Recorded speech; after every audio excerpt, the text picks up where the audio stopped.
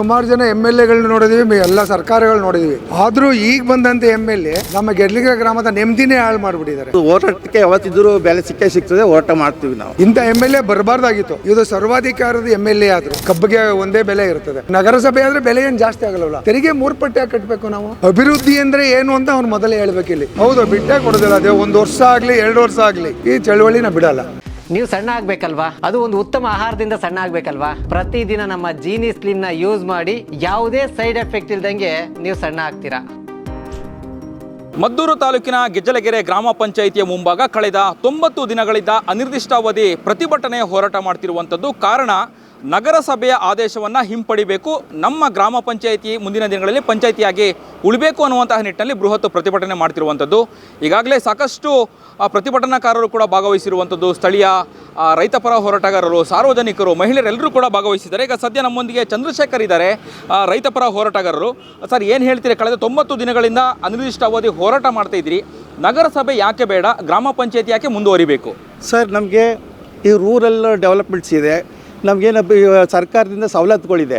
ಆ ಸವಲತ್ತುಗಳೆಲ್ಲ ಕಳ್ಕೊಳ್ತೀವಿ ನಾವಾಗ ನಗರಸಭೆ ಆದಾಗ. ನಮಗೆ ಗ್ರಾಮ ಸಭೆ ಇದ್ದರೆ ಎಲ್ಲ ಸವಲತ್ತುಗಳು ಸಿಗ್ತವೆ. ಯಾವುದು ನಮಗೆ ಸರ್ಕಾರದ ಬರ್ಬೋದು, ನರೇಗದ ಅಡಿಯಲ್ಲಿ ಬರುವಂತೆಲ್ಲ ಒಂದು 10 ಬೆನಿಫಿಟ್ಸ್ಗಳು ಇರ್ತವೆ, ಅವೆಲ್ಲ ಕಳ್ಕೊಳ್ತೀವಿ. ಅವ್ರು ನಮಗೆ ನಗರಸಭೆ ಅವಶ್ಯಕತೆ ಇಲ್ಲ. ಅವರು ನಗರಸಭೆ ಮಾಡಬೇಕು ಅಂದರೆ ಅಲ್ಲಿಗೆ ಏನು ಜನಸಂಖ್ಯೆ ಬೇಕು ಅನ್ನೋ ಒಂದೇ ದೃಷ್ಟಿಯಿಂದ ನಮ್ಮ ಗ್ರಾಮಗಳೆಲ್ಲನೂ ಟ್ಯಾಗ್ ಮಾಡ್ಕೊಳ್ತಾ ಇದ್ದಾರೆ. ಅದರ ಅವಶ್ಯಕತೆ ಇಲ್ಲ. ಅದರಿಂದ ನಮಗೆ ಗ್ರಾಮ ಪಂಚಾಯಿತಿಗಳು ಬೇಕು, ಎಲ್ಲ ಸವಲತ್ತುಗಳು ನಾವು ಇಲ್ಲೇ ಪಡಿಬೇಕು. ನಮಗೇನು ನಗರಸಭೆ ಅನ್ನೋದೇನು ಬೇಕಿಲ್ಲ. ಮತ್ತು ನಮ್ಮ 6 ಕಿಲೋಮೀಟ್ರ್ ದೂರ ಏನು ನಮ್ಮ ಗ್ರಾಮದವ್ರು ಹೋಗ್ಬೇಕಾಗ್ತದೆ ಅಲ್ಲಿ ನಗರಸಭೆಗೆ, ಅದೆಲ್ಲ ಸಮಸ್ಯೆ ಆಗ್ತದೆ.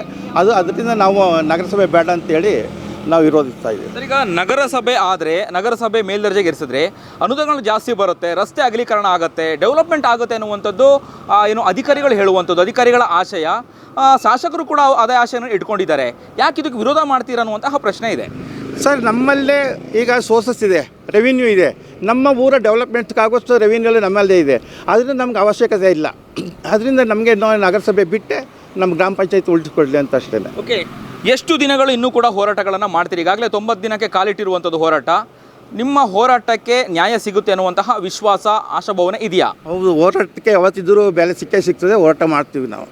ಏನು ಹೇಳ್ತೀರಾ? ಸ್ಥಳೀಯ ಶಾಸಕರಿಗೆ ನೀವೇನು ಹೇಳ್ತೀರಿ? ಶಾಸಕರೇನಾದರೂ ನಿಮ್ಮ ಸಮಸ್ಯೆ ಆಲಿಸಿದ್ರಾ? ಪ್ರತಿಭಟನಾ ಸ್ಥಳಕ್ಕೆ ಬಂದಿದ್ರಾ? ಜನಪ್ರತಿನಿಧಿಗಳು ಭೇಟಿ ನೀಡಿದ್ರಾ? ಇಲ್ಲ, ಕೇಳಿದ್ದೀವಿ, ಬರ್ತೀವಿ ಎಂದವರು ಬರಲಿಲ್ಲ. ಅದರಿಂದ ನಮ್ಮ ಪ್ರತಿಭಟನೆ ಮುಂದುವರಿತಾ ಇದೆ. ಸರ್, ಕಳೆದ 90 ದಿನಗಳಿಂದ ನೀವು ಕೂಡ ಪ್ರತಿಭಟನೆಯಲ್ಲಿ ಭಾಗವಹಿಸಿದ್ರಿ. ಏನು ಹೇಳಲಿಕ್ಕೆ ಬಯಸ್ತೀರಿ? ನಗರಸಭೆಯನ್ನು ಯಾಕೆ ಬೇಡ ಅಂತ ಹೇಳ್ತಿದ್ರಾ? ಮುಖ್ಯ ಕಾರಣಗಳು ಏನೇನು? ಈಗ ನಗರಸಭೆ ಅದಕ್ಕೆ ಮೊದಲೇ ಏನು ನಾವು ನಮ್ಮ ಜೀವನದ ಈಗ 67 ವರ್ಷ ನಮಗೆ ಏಜು. 67 ಸುಮಾರು ಜನ MLAಗಳನ್ನ ನೋಡಿದೀವಿ, ಎಲ್ಲ ಸರ್ಕಾರಗಳು ನೋಡಿದೀವಿ. ಆದರೂ ಈಗ ಬಂದಂಥ MLA ನಮ್ಮ ಗೆಡ್ಲಿಗೆ ಗ್ರಾಮದ ನೆಮ್ಮದಿನೇ ಹಾಳು ಮಾಡಿಬಿಟ್ಟಿದ್ದಾರೆ. ನಾವೆಲ್ಲ ಏನು ರೈತ ಇದರಲ್ಲಿ ವ್ಯವಸಾಯದಲ್ಲಿ ನೆಮ್ಮದಿಲಿದ್ವೋ ಆ ನೆಮ್ಮದಿನೇ ಕಡೆಗೆ ನಮ್ಮನ್ನು ಹಾಳು ಮಾಡಿಬಿಟ್ಟಿದ್ದಾರೆ, ಗೆಡಿಸುವಂಥದ್ದು. ಇಂಥ MLA ಬರಬಾರ್ದಾಗಿತ್ತು. ಯಾಕೆಂದರೆ ನಮ್ಮ ಏನು ಗ್ರಾಮಸ್ಥರು ಪಂಚಾಯಿತಿ ಬೇಕಾ ಬೇಡವಾ ಏನು ಅಂತ ಕೇಳಬೇಕಾಗಿತ್ತು. ಇದು ಸರ್ವಾಧಿಕಾರದ MLA ಆದರು. ಯಾಕೆಂದರೆ ಆ ಥರದಲ್ಲಿ ಗ್ರಾಮ ಪಂಚಾಯಿತಿ ಆದರೆ ಈಗ ನಾವು ಇಲ್ಲೇ ಗ್ರಾಮ ಪಂಚಾಯತ್ ನಮ್ಮ ಕೆಲಸ ಕಾರ್ಯಗಳನ್ನು 1 ನಿಮಿಷ ಬಂದು ನೋಡ್ತೀವಿ, ಹೋಗದೇ ತಿರ್ಗ ಮಧ್ಯಾಹ್ನ ಬರ್ತೀವಿ. ಈಗ ಅದೇ ನಗರಸಭೆಗಾದರೆ ಬೆಳಗ್ಗೆ ಹೋಗಿ ಅರ್ಜಿ ಕೊಡಬೇಕು, ಮತ್ತೊಂದು ದಿವಸ ಹೋಗಬೇಕು, ಅಧಿಕಾರಿನ ಕಾಯಬೇಕು. 1 ದಿವಸ ಆಗ್ಬೋದು, 1 ವಾರ ಆಗ್ಬೋದು. ಇಲ್ಲ ಆಗಲ್ಲ. ಇಲ್ಲ, ನಮ್ಮ ಸದಸ್ಯ ಇರ್ತಾನೆ, ನಂದು ಇಂಥ ಕೆಲಸ ಆಗ್ಬೋದು ಕಣಪ್ಪ, ಒಂಚೂರು ಅದು ಮಾಡು ಅಂದರೆ ಮಾಡಿಬಿಟ್ಟು ನಮಗೆ ಒದಗಿಸ್ತಾರೆ. ನಾವು ಬೇಸಾಯದಲ್ಲಿ ತೊಡಗಿರ್ತೀವಿ. ಆದ್ದರಿಂದ ನಮಗೆ ನಗರಸಭೆ ಬೇಡ, ಪಂಚಾಯಿತಿನೇ ಇರಬೇಕು. ಯಾಕೆ ನಮ್ಮ ಕೆಲಸ ಕಾರ್ಯ ಆಗಬೇಕು. ಈಗ ಬಾಳೆ ಗುಂಡಿ ಹೊಡಿತೀವಿ, ಇಲ್ಲಿ ಗುಂಡಿ ಹೊಡಿಕೆ ದುಡ್ಡು ಸಿಗುತ್ತದೆ, ಅನುದಾನ ಸಿಗುತ್ತೆ.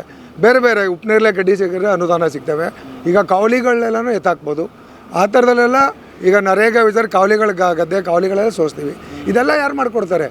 ಆಮೇಲೆ ನಾವೆಲ್ಲ ಇಲ್ಲಿ ಇರ್ತಕ್ಕಂಥ ಬೇಸಾಯಿಗಾರರೇ. ಈಗ ಯಾರು ಬಿಸ್ನೆಸ್ ಮ್ಯಾನ್ಗಳಿಲ್ಲ, ಇಲ್ಲ ಬೇರೆ ಬೇರೆ ಸರ್ಕಾರಿ ನೌಕರಿ ಇಲ್ಲ, ಬೇರೆ ಏನಿಲ್ಲ. ಈಗ ತೆರಿಗೆಗಳು ಜಾಸ್ತಿ ಆಗ್ತವೆ. ನಮಗೆ ಬರೋದು ಅಷ್ಟೇ ಇದಕ್ಕೆ ಇರ್ತದೆ, ಏನೋ ಕಬ್ಬಿಗೆ ಒಂದೇ ಬೆಲೆ ಇರ್ತದೆ. ನಗರಸಭೆ ಆದರೆ ಬೆಲೆ ಏನು ಜಾಸ್ತಿ ಆಗಲ್ಲವಲ್ಲ. ತೆರಿಗೆ 3 ಪಟ್ಟು ಯಾಕೆ ಕಟ್ಟಬೇಕು ನಾವು? ಎಲ್ಲಿಂದ ಕಟ್ಟೋಣ 3 ಪಟ್ಟು ತೆರಿಗೆನ?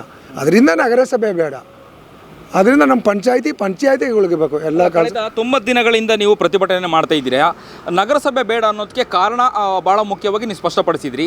ಜಿದ್ದಿಗೆ ಬಿದ್ದು ನೀವು ಪ್ರತಿಭಟನೆ ಮಾಡಲಿಕ್ಕೆ ಮುಂದಾದ್ರು ಅನ್ನುವಂತಹ ಕೆಲವೊಂದು ಅಧಿಕಾರಿಗಳ ಮಾತುಗಳು ಯಾಕೆ ಅನ್ನುವಂಥದ್ದು. ಯಾಕಂತ ಹೇಳಿದ್ರೆ ನಗರಸಭೆ ಆದರೆ ಅಭಿವೃದ್ಧಿ ಆಗುತ್ತೆ, ಹಳ್ಳಿ ರಸ್ತೆ ಅಗಲೀಕರಣ ಆಗುತ್ತೆ, ಡೆವಲಪ್ಮೆಂಟ್ ಆಗುತ್ತೆ ಅನ್ನುವಂಥದ್ದು.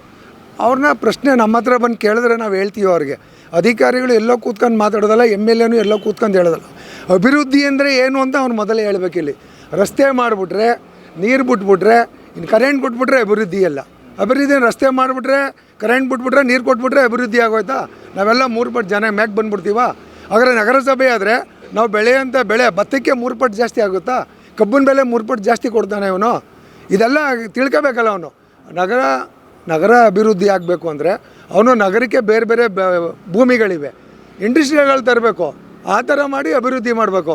ನಗರದಲ್ಲಿ ಇವನು ಬೇಸಾಯದ ಭೂಮಿಗಳನ್ನ ಇಂಡಸ್ಟ್ರಿಯಲ್ಲಿ ತಂದು ಯಾರ್ಯಾರೋ ಬರ್ತಕ್ಕಂಥವ್ರಿಗೆ ಜಮೀನು ಕೊಟ್ಬಿಟ್ಟು ಏನೋ ದುಡ್ಡು ಹಣ ಮಡಗಿರೋರಿಗೆ ನಾವೆಲ್ಲಿಗೆ ಹೋಗೋದು? ಅಲ್ಲ, ನಿಮ್ಮ ಪ್ರತಿಭಟನೆ ಸರ್ಕಾರದ ವಿರುದ್ಧನ, ಅಧಿಕಾರಿಗಳ ವಿರುದ್ಧನ ಅಥವಾ ಶಾಸಕರ ವಿರುದ್ಧನ? ಅಧಿಕಾರಿಗಳ ವಿರುದ್ಧ. ಈಗ ಅಧಿಕಾರಿಗಳು MLA ಹೇಳ್ದಂಗೆ ಕೇಳಿದ್ದಾರೆ. ಅವರು ಮುಟ್ಟಾಳರು ತಪ್ಪು ಮಾಡಿದ್ದಾರೆ. MLAನೂ ಮುಟ್ಟಾಳ ತಪ್ಪು ಮಾಡಿದ್ದಾನೆ. ಮೊದಲು ನಮ್ಮ ಹೇಳ್ಬೇಕು. ಅದರಿಂದ ಪೂರ್ತಿ ಸರ್ಕಾರ ವಿರುದ್ಧ, ಅಧಿಕಾರ ವಿರುದ್ಧ, MLA ವಿರುದ್ಧನೂ ಮಾಡ್ತಾಯಿದ್ದೀವಿ. ಹಿಂದೆ ನಮ್ಗೆ ಪ್ರೊಫೆಸರ್ ಹೇಳ್ಕೊಟ್ಟಿದ್ದಾರೆ, ಮರುಜಪ್ತಿ ಕಾರ್ಯಕ್ರಮ ಮಾಡಿದ್ದೀವಿ. ಹಿಂದೆಲ್ಲ ಏನು ಸೊಸೈಟಿಗಳು ರೈತರಿಗೆ ಮರುಜಪ್ತಿ ಮಾಡ್ತಿದ್ರಲ್ಲ, ಹಂಗೇನಾದರೂ ಈ ನಗರಸಭೆಯಲ್ಲಿ ನಮ್ಮ ಏನು ಈ ದಾಖಲಾತಿಗಳನ್ನ ತಗೋದೆ ಮರುಜಪ್ತಿ ಮಾಡೋ ಕಾರ್ಯಕ್ರಮ ಗೊತ್ತು. ನಾವು ಮರುಜಪ್ತಿ ಮಾಡ್ಕೊಬತ್ತೀವಿ. ವೇಳೆ ನಗರಸಭೆ ಮಾಡ್ತೀವಿ ಅನ್ನುವಂತಹ ಆದೇಶವನ್ನು ಹೊರಡಿಸಿದ್ರೆ ಸರ್ಕಾರ, ಶಾಸಕರು, ಜನಪ್ರತಿನಿಧಿಗಳು, ನಿಮ್ಮ ಹೋರಾಟ ಏನು ಮುಂದಿನ ದಿನಗಳಲ್ಲಿ? ಪ್ರತಿಭಟನೆ ಇದ್ದೇ ಇರ್ತದೆ. ಮುಂದಿನ ಹೋರಾಟಕ್ಕೆ ರಸ್ತೆ ತಡೆ, ಇದನ್ನು ಕಾರ್ಯಕ್ರಮ ಇಟ್ಕೊಂಡು ರೈಲು ತಡೆ ಮಾಡ್ತೀವಿ. ಹೋಗ್ಲಾಕಬಾರ್ದು ರಸ್ತೆ ತಡೆ, ರೈಲು ತಡೆ. ನಾವು ಇಲ್ಲಿ ಕೂಡೋದೇ ಇಲ್ವಲ್ಲ, ತೆರಿಗೆ ಕಟ್ಟಲ್ಲ ನಾವು. ಯಾವುದು ಈಗ ನಗರಸಭೆ ಆದರೆ ನಾವೇನು ನಗರದಿಂದ ತೆರಿಗೆ ಕಟ್ಟಬೇಕು, ಮನೆಗಳದ್ದು ಇವೆಲ್ಲ ತೆರಿಗೆ ಕಟ್ಟಲ್ಲ. ಅಂದರೆ ಗೆಜ್ಜಲಗೆರೆ ಗ್ರಾಮ ಪಂಚಾಯತಿನ ನಗರಸಭೆ ಆಗ್ಲಿಕ್ಕೆ ಬಿಟ್ಕೊಡಲ್ಲ ಹಂಗೆ ತೀರ್ಮಾನ ಮಾಡಿದಿರಿ? ಹೌದು, ಬಿಟ್ಟೇ ಕೊಡೋದಿಲ್ಲ. ಅದೇ 1 ವರ್ಷ ಆಗಲಿ 2 ವರ್ಷ ಆಗಲಿ ಈ ಚಳವಳಿನ ಬಿಡಲ್ಲ. ಇದಿಷ್ಟು ಪ್ರತಿಭಟನೆಯಲ್ಲಿ ಭಾಗವಹಿಸಿದಂತಹ ರೈತಪರ ಸಂಘಟನೆಯ ಮುಖಂಡರಾದಂತಹ ಶಂಕರ್ ಅವರ ಮಾತು. ಮುಂದಿನ ದಿನಗಳಲ್ಲಿ ಏನಾದರೂ ನಗರಸಭೆಯನ್ನು ಮಾಡಲಿಕ್ಕೆ ಮುಂದಾದರೆ ನಾವು ರಸ್ತೆ ತಡೆ ಮಾಡ್ತೀವಿ, ಹಾಗೂ ರೈಲು ತಡೆನೂ ಕೂಡ ಮಾಡ್ತೀವಿ ಅನ್ನುವಂತಹ ದಿಟ್ಟ ನಿರ್ಧಾರವನ್ನು ತೆಗೆದುಕೊಂಡಿದ್ದೀವಿ ಅನ್ನುವಂತಹ ಮಾತುಗಳನ್ನು ಹೇಳುವಂಥದ್ದು. ಕ್ಯಾಮ್ರಾ ಪರ್ಸನ್ ಅಭಿಲಾಷ್ ಜೊತೆ ಅಭಿಜಿತ್ ಗಣೇಶ್, ಕರ್ನಾಟಕ ಟಿವಿ, ಮದ್ದೂರು. ನೀವು ಸಣ್ಣ ಆಗಬೇಕಲ್ವಾ? ಅದು ಒಂದು ಉತ್ತಮ ಆಹಾರದಿಂದ ಸಣ್ಣ ಆಗಬೇಕಲ್ವಾ? ಪ್ರತಿದಿನ ನಮ್ಮ ಜೀನಿ ಸ್ಲಿಮ್ನ ಯೂಸ್ ಮಾಡಿ ಯಾವುದೇ ಸೈಡ್ ಎಫೆಕ್ಟ್ ಇಲ್ದಂಗೆ ನೀವು ಸಣ್ಣ ಆಗ್ತೀರಾ.